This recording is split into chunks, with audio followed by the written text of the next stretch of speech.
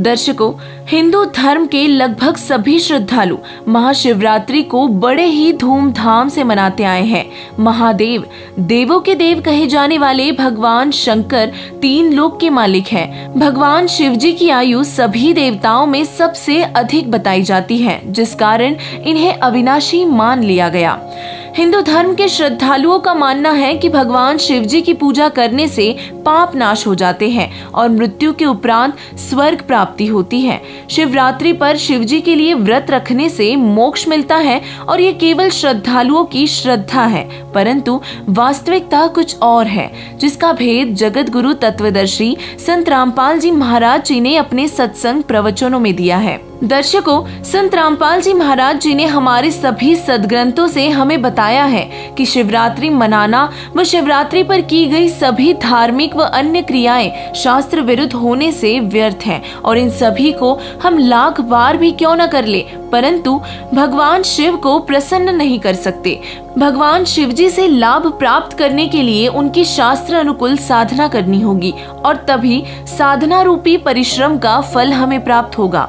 भगवान शिव की स्थिति से हिंदू समाज के बहुत कम लोग परिचित हैं, जिसके विषय में संत रामपाल जी महाराज जी ने शिव पुराण व श्रीमद् भगवत देवी महापुराण से प्रमाण देकर बताया है कि भगवान शिव तीन लोक में एक विभाग के भगवान हैं। तमोगुण युक्त भगवान शंकर का नियमित कार्य संहार करना है और वे अपने अधिकतर समय समाधि में रहते हुए अपने श्वासों को सूक्ष्म करते हैं, जिससे इनकी आयु सभी देवी देवताओं में सबसे अधिक है। तीन लोक के भगवान होने के बावजूद भगवान शिव पूर्ण परमात्मा नहीं है। ये अजर अमर अविनाशी नहीं है, इनका भी जन्म और मृत्यु होता है। सबसे लंबी आयु वाले भगवान शिव की दीर्घ आयु का राज उनका समाधि लगाकर श्वासों को सूक्ष्म करना है। श्रीमद् भगवत देवी महापुराण के तीसरे स्कंद के पृष्ठ 123 पर संत रामपाल जी महाराज जी ने प्रमाणित करके दिखाया है कि भगवान शिव जन्म व मृत्यु में है।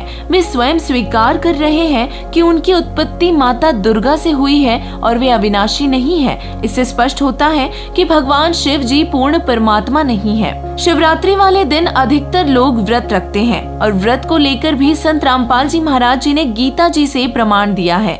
श्रीमद् भगवत गीता अध्याय 6 के 12वें श्लोक में पूरी तरह से स्पष्ट है कि जो बिल्कुल नहीं खाते यानी कि व्रत रखते हैं और जो अधिक खाने वाले हो उनका मोक्ष संभव नहीं है। जब गीता जी में ही व्रत रखना मना किया गया है तो जो लोग व्रत रखते हैं वे सभी भगवान के आदेश के विरुद्ध जा रहे हैं, जो गलत है और भक्ति मार्ग में बाधक है। इससे सिद्ध होता है कि व्रत रखना व्यर्थ व मनमाना आचरण है। संत रामपाल जी महाराज जी ने आगे बताया है कि व्रत के साथ साथ लोग मंदिरों में या अपने घर पर ही शिवलिंग की पूजा भी करते हैं और यह पूजा पूरे हिंदू समाज में देखा देखी चल रही है। इस पूजा का विवरण ना तो किसी वेद में है और ना ही गीता जी में है। इस शास्त्र विरुद्ध पूजा को करने से साधक को कोई लाभ नहीं हो सकता। इससे सिद्ध होता है कि ये पूजा व्यर्थ है, अनुत्तम है और शास्त्र विरुद्ध है। सदग्रंथों से मिले प्रमाणों ने स्पष्ट कर दिया कि ये सब व्यर्थ पूजा है। व्रत रखना, शिवलिंग पूजा करना व भांग पीना तीनों ही मनमाना आचरण होने से शास्त्र विरुद्ध है और शास्त्र विरुद्ध साधना करने से साधक को कोई लाभ नहीं होता। संत रामपाल जी महाराज जी ने ग्रंथों से प्रमाणित करके बताया है कि भगवान शिव की उत्पत्ति माता दुर्गा व सदाशिव यानी कि ब्रह्म काल से हुई है। ब्रह्म जिसे काल भी कहते हैं और 21 ब्रह्मांडों का मालिक है जो नाशवान है।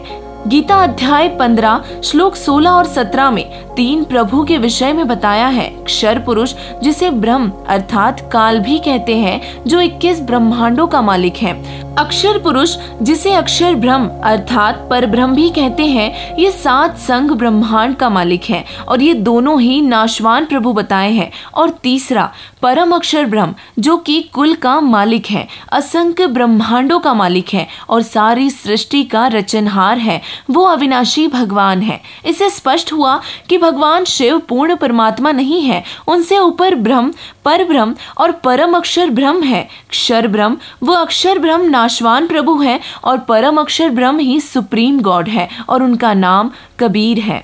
जगत गुरु तत्वदर्शी संत रामपाल जी महाराज जी ने सभी धर्मों के सदग्रंथों से पूर्व ही प्रमाणित कर दिया है कि बनारस के काशी में प्रकट हुए जुल्हा कबीर के नाम से जाना जाने वाला एक गरीब व्यक्ति वास्तव में असंख्य ब्रह्मांड का मालिक है, पूर्ण ब्रह्म है, जो हर युग में एक आम व्यक्ति की लीला करते हुए तत्व ज्ञान का प्रचार करते हैं। जिस प्रभु की भक्ति स्वयं भगवान शिव भी करते हैं, उसकी भक्ति करने से ही हमें संपूर्ण लाभ होगा। तो आप सभी से निवेदन है कि पूर्ण परमात्मा कबीर साहिब जी व पूर्ण संत सदगुरु रामपाल जी महाराज जी की शरण में आने से आपको वो सही भक्ति विधि प्राप्त होगी, जिसके करने से भगवान शिव व अन्य देवी देवता हमें सभी तरह के लाभ देंगे। ये सभी लाभ प्राप्त करने के लिए जल्द ही सदगुरु रामपाल जी महाराज जी से नाम दीक्षा ले और अपना कल्याण करवाएं। धन्यवाद।